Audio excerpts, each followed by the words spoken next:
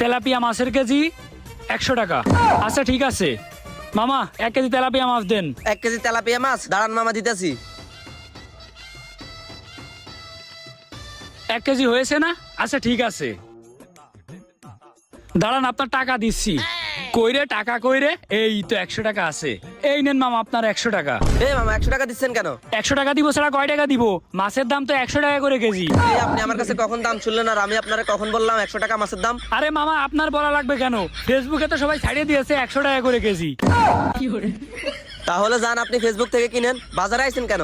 ওই মেয়ে, আপনি পাগল হয়েছেন নাকি? ফেসবুক থেকে কিনতে যাবো কেন? মাছ কি কেউ ফেসবুক থেকে কিনে নাকি? মাছ আমি বাজার থেকে কিনবো। ফেসবুকে প্রচার হয়ে গেছে মাছের দাম 100 টাকা কেজি, ওইটা দেখেই তো আমি মাছ কিনতে আসলাম। আপনি বেশি কথা বাড়ায়েন না, ওই 100 টাকায় রাখেন। ফেসবুকে একদম প্রচার হয়ে গেছে মাছের কেজি 100 টাকা করে।